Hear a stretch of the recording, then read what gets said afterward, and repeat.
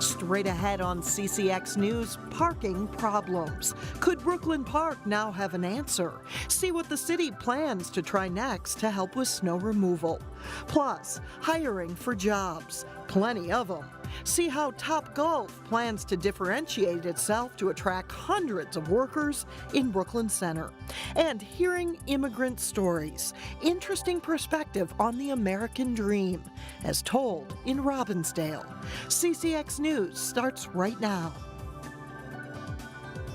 Hello and thanks for joining us. Brooklyn Park is going to try something different with its on-street parking rules. This is an issue the city has worked on for the past year, and elected officials have heard about it for a long time. This isn't just a winter thing. That's why I've been asking for this for 12 years. This is a public safety issue. This is a street maintenance issue. Currently, Brooklyn Park doesn't allow parking on city streets from 2 to 5 a.m. from October 15th to April 15th. But starting this winter, Brooklyn Park is expected to begin declaring snow emergencies when there is 2 inches or more of snow. It will allow the city to tag and tow cars immediately. City officials say the existing snow ordinance doesn't have enough teeth if citations are issued. Still, there's concern about enforcement even with the new regulations.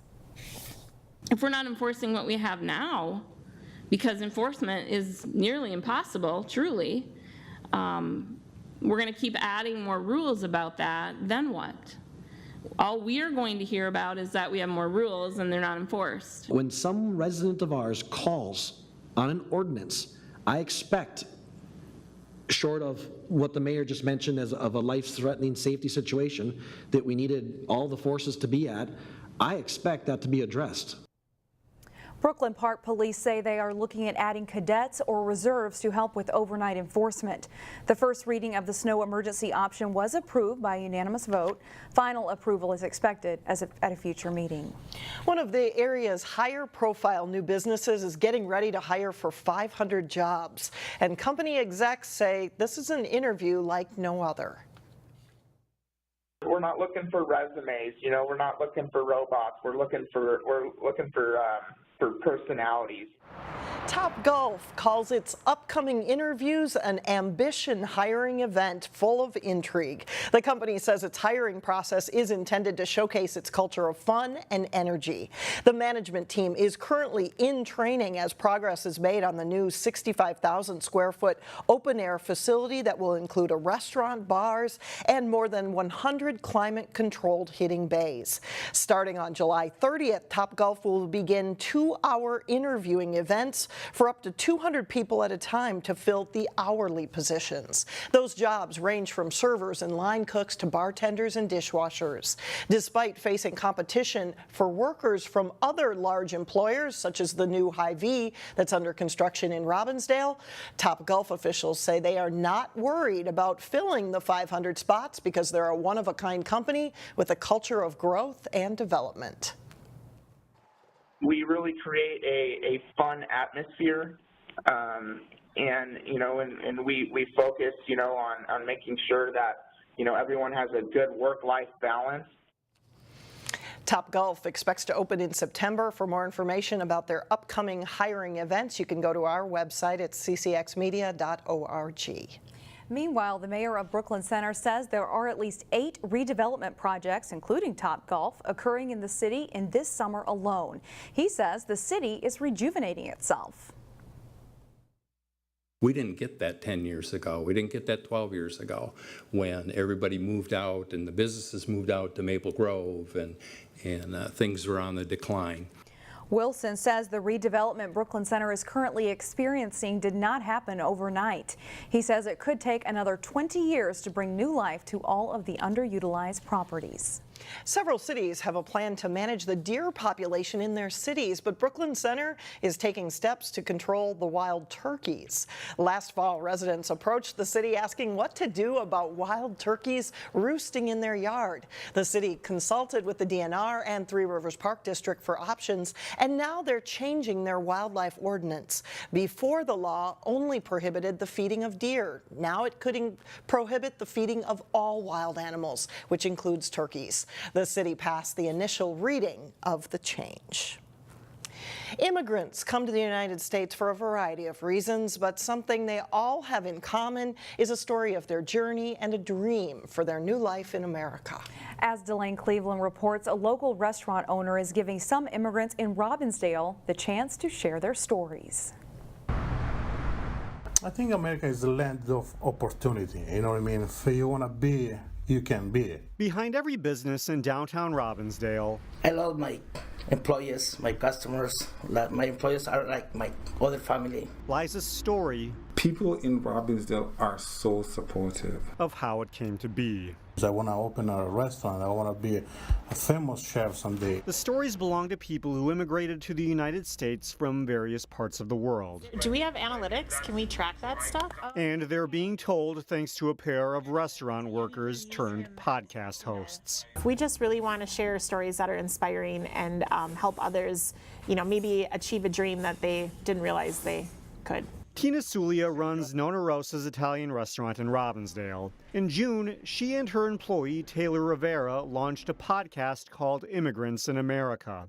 Welcome to our podcast series. We're excited to have you listen. It's a passion project that allows them to tell the stories about people who might otherwise not be heard. I run a business with my husband and I see his struggles every day, and I also see the privileges and the benefits that he enjoys that is afforded to him here in America that would never have been something he could accomplish in his home area. Tina's husband, Francesco, was the subject of the first episode. Making dough every day, making pizza every day, make people happy. And in the subsequent weeks, they've interviewed other Robbinsdale business owners who are living their versions of the American dream. I think this is a community full of people that are curious and care about who's living in their communities and what the story behind these businesses are, and I feel like that's not the case with every community, so I think it's a good angle to start with.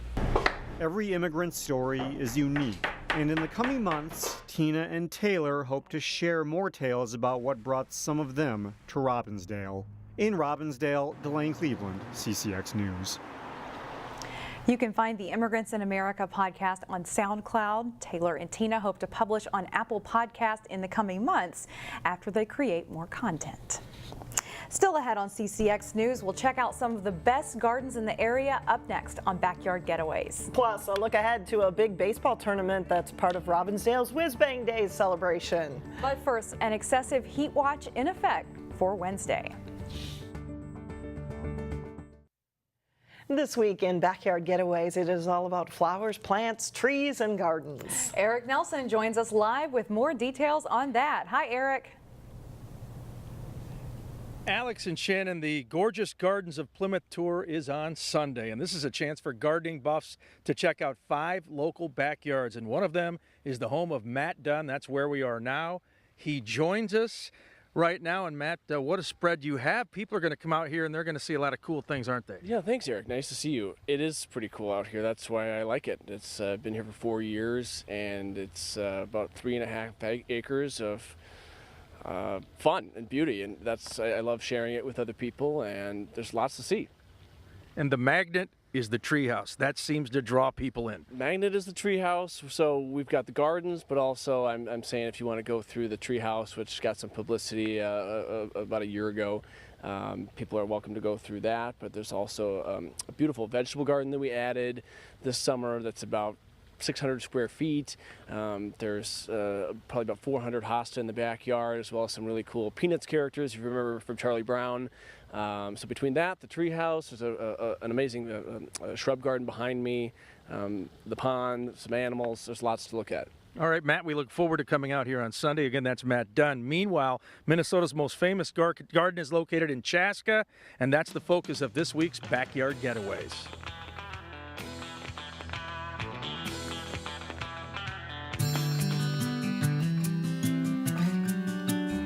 There's a great peacefulness here and so much beauty. You can just come and take it at your own pace. The Minnesota Landscape Arboretum is the perfect place to escape the hustle and bustle of the city. This is an amazing getaway. There is no hassle factor here, and rush hour is just a rumor. You are not rushed. You can take your time, you can meander, you can wander, and there's so much more than gardens here. Well, it's great to get out of the city, for one, and to come out here and just be able to photograph and walk. The Arboretum is a 1,200-acre oasis and has been around for 60 years. There is plenty to see, including origami art. And this is called Basket Full of Stars. Origami is the art of paper folding, and there are 40 sculptures on display. This is Painted Ponies, and it is one of the most popular exhibits in origami in the garden. From Masterpiece, which is the largest piece in the Origami in the Garden collection, to Flights of Fold. This is considered one of the most intricate folds that has ever been made. These paper creations are truly unique. Of course, the Arboretum is best known for its lush gardens. And each garden has to be beautiful and perfect. Everywhere you look, there's an explosion of color. Flower power is at its peak. They are in full bloom, gorgeous, colorful, inspiring. A handful of paid gardeners and more than 900 volunteers spend countless hours in the gardens. We do the weeding and the deadheading. They take pride in their work. Every time you come to the Arboretum, you will see something new and different. All of our gardens change constantly. The Arboretum has 16 miles of trails, giving visitors a chance to soak up nature. Man-made waterfalls are one of the many summer treats at the Arboretum. And on a hot day, it's so refreshing just to be around the water and listen to this magical sound. Meanwhile, back here in Plymouth on a scorching hot day, the swans are ready to cool off in this pond behind me.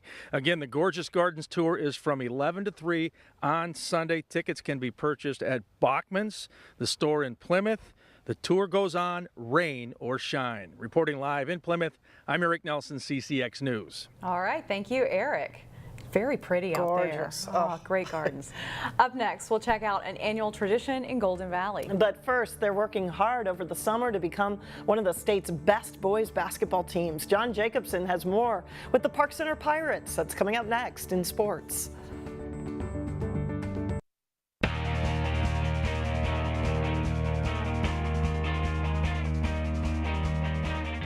I'm John Jacobson with sports. The 8th annual Whiz Bang Days Baseball Classic returns to Robbinsdale this weekend. The youth tournament has 2 age divisions, one that will include a dozen 19U teams and a 4-team event in the 14-15 age group. Games begin Friday and continue Saturday and Sunday at fields in Robbinsdale and Golden Valley. The Whiz Bang Days Classic features several area teams and has added more through the years. Tournament has either steadied or grown every year, and with 12 19U teams, it's going to be very competitive. We've got some teams that represent some of the high schools. Cooper is represented, Champlain Park is represented, so it should be a good tournament. You know, we started this 8 years ago, back in 2010, and each year this thing has gotten better and better, and it's gotten bigger. And with this 19U tournament, there aren't many 19U tournaments out there, so everybody's jumping in. You know, this tournament has become one of the better tournaments around, and it falls perfectly on a weekend where nobody has anything else going. It's before all the playoffs start, and it's after all the 4th of July and all the midsummer classics have happened. So the timing of it is good, and I think the competition will be great. Lee Park and Lakeview Terrace in Robbinsdale will be used for games, along with Sutton Field at Sandburg Middle School in Golden Valley. Summer is a time to work on skills for high school basketball players in the area and for teams to mesh, too. As Jay Wilcox reports, a hungry group in the boys basketball program at Park Center is getting a head start on the upcoming season. The boys basketball season doesn't start until November, but the Park Center guys are getting plenty of shots up in the heat of July. Now's the time to get better. You know, we might hit each other up and, you know, let's go shoot at the YMCA or something like that, or Lifetime. So we're constantly in each other's ear and wanting to get everybody better. So it's been pretty good. It's been fun. You know, we've been all coming together. You know, we all played Park Center, so we're just doing our last years together. And we played as kids too, so we're getting our last year. I love it when guys explore. To me, the summer is about exploration. You know, the player that you've always dreamed that you want to be, try to become that player in the summertime. Unlike many high school players, a core group of Park Center guys play together in AAU ball too for the Twin Cities Pirates. Even though we played with each other for a long time, we're still trying to get our chemistry together. You know, we're trying to have way better chemistry and, you know, just stick together at all times, you know, just be a brotherhood, so it's pretty cool. You know, we just kind of put together a couple Pirates AAU teams, just quite honestly, just because we wanted our kids playing. We wanted to give them good opportunities where we knew they were getting solid coaching. It allows me to kind of participate in that as well. You know, but really it's just making sure they have enough outlets to accomplish their goals. One of our things here at Park Center is everybody goes to college. Everybody on the team goes to college. Park Center's been coming on strong the past couple of seasons. They should be one of the state's better teams when winter rolls around. We're pretty excited, but we have unfinished business to take care of, so expectations are high, and we expect to meet them. So. And there's no doubt a season-ending loss to rival Osseo in the Section 5 4A final motivates these guys over the summer. It hurt, still hurts till this day, and we don't like talking about it much, but we understand that that loss brought us a little bit closer together and made us understand what we had to do. So. The talent is there, and the Pirates are working to get even better. Jay Wilcox, CCX Sports. Thanks, Jay. That's all for sports. Back to you, Shannon and Alex. All right, one to watch. Thanks, John. Up next, what's your favorite ice cream flavor? You might be surprised to learn which one was hard to give away at Monday night's Ice Cream Social in Golden Valley. We'll be right back. And finally, people in Golden Valley got a special treat on Monday night. It is a beautiful day for any flavor of ice cream, and especially when you've got free Sebastian Joe's, which is a real treat and only happens once a year here in Golden Valley. Councilmember Jillian Rosenquist had a tough time giving away her vanilla cones at the annual Ice Cream Social at Brookview Park. Everyone wanted another flavor. Dozens of people turned out for cones, a concert, and connecting with people in their community. This is one of 11 free Monday night concerts offered this summer by the City of Golden Valley. And that will cap off our coverage for today. And we will leave you now with some music from Monday night's concert, which featured the John Philip Sousa Band, and they do have a sense of humor. They kicked off the show with this song, Baby It's Cold Outside. We'll see you back here on Wednesday.